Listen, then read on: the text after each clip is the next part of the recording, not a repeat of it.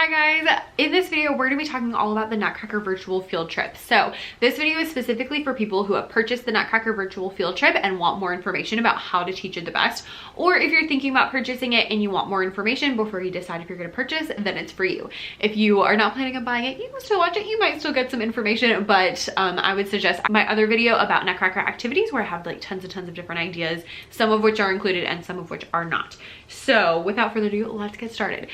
In the Nutcracker virtual field trip, the first thing you'll see is a page where you can click on all the different people. Each of the people goes to a different section. So there's 7 different sections, 7 different sections. And I kind of started with Clara over on the end because I really want you to pick her first. And when you click on Clara, it takes you to the story. So it tells you about the characters, and then it also tells you the story of the Nutcracker with kind of visuals so the kids can see what is going on. So you can just literally, I did this in 3rd grade the other day, and I literally just read off the slides, clicked on through, and it was a really quick way to teach the story. The second thing is Tchaikovsky, and so there's just 2 little slides with information about Tchaikovsky. At the end of each section, there's a little like question and answer sheet where if your kids are doing this solo, then they can do it themselves. And if you're doing it whole group, then you can just ask the questions, the kids can answer you out loud. Or you can have them write it down if you feel like doing that.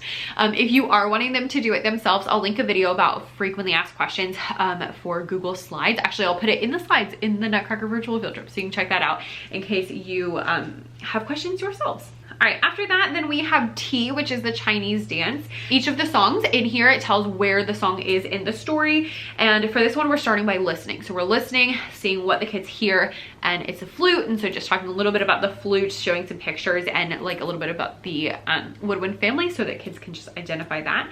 And then we're gonna do a scarf routine. So this has a video the kids can just follow along. And basically what we're gonna do is you're gonna take your scarf, and on the flute part, we're gonna trace the melody up and down.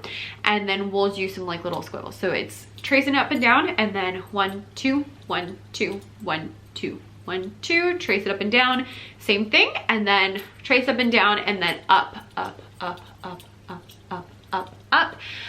Then we're gonna move back and forth. So then the second time it goes to that beginning part, we're going to do 4 steps forward. So we'll do forward, forward, forward, forward, while we're doing the same thing we already did, and then back, back, back, back, forward, forward, forward, forward, back, back, back, back, and then you go in a circle and keep the beat in your scarf at the very end when it gets nice and loud. And at the end, we always end like, whoa, like, look, we're at the end, so that, you know, just to be fun.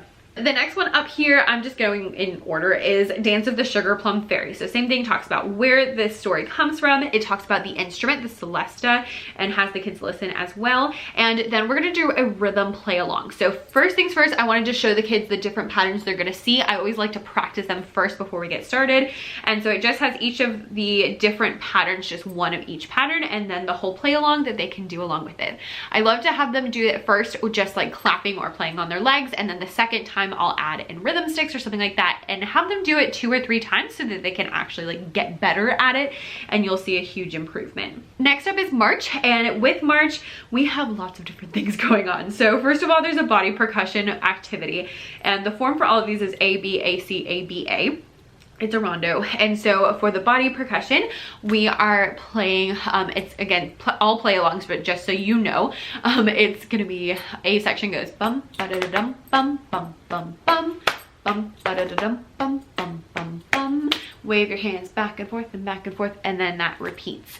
On the B section, we're following the snowflakes, so we do 8 snowflake taps down, 8 snowflake taps up. And then on the C section, there's a blizzard, and so it's like crazy hands all over. And so we usually go like, wah, and it's a circle on the screen with the snowflakes. There's also a rhythm play along, so same thing, it shows each of the different rhythms. This one is a little bit harder. It has triplets and dotted 8/16.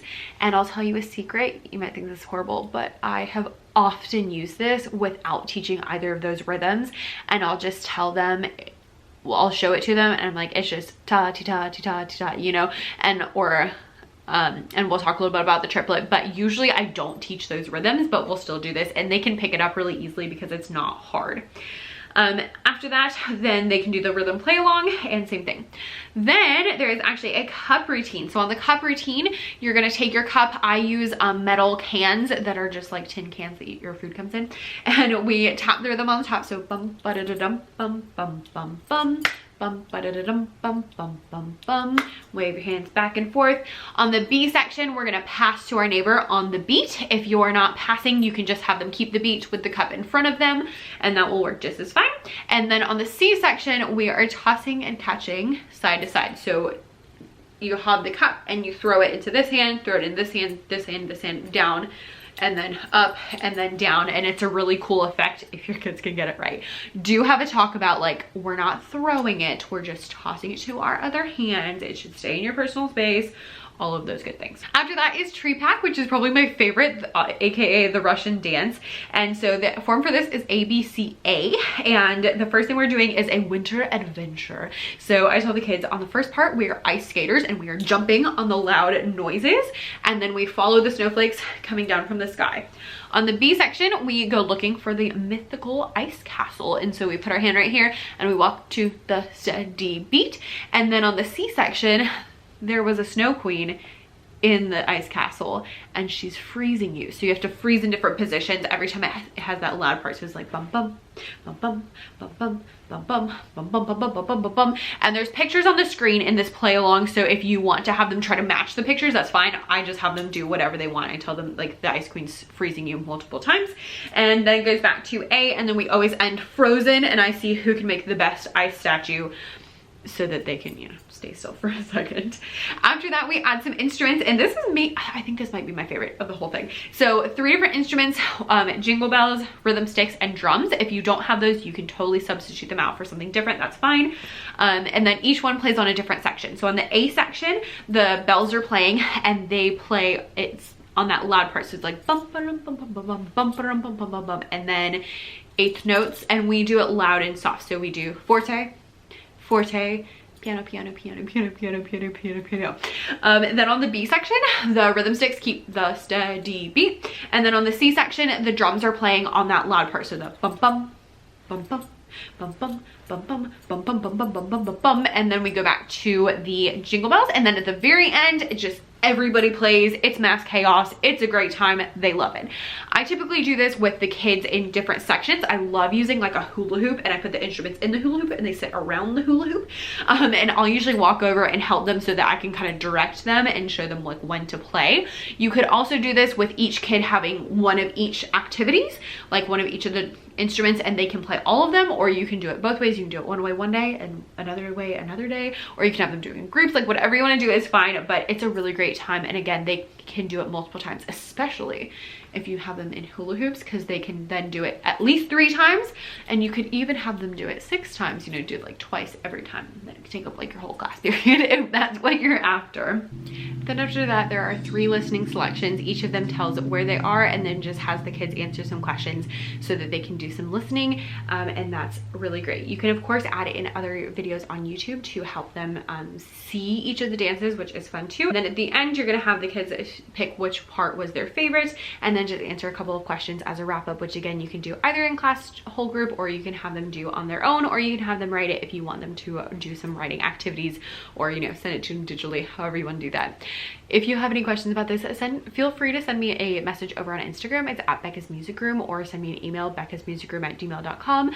And I hope that you love it. I poured my heart and soul into this product, and I have been using it with all of my grade levels, and they love it. So I hope you love it too. Thank you guys so much for watching, and I'll see you next time. Bye.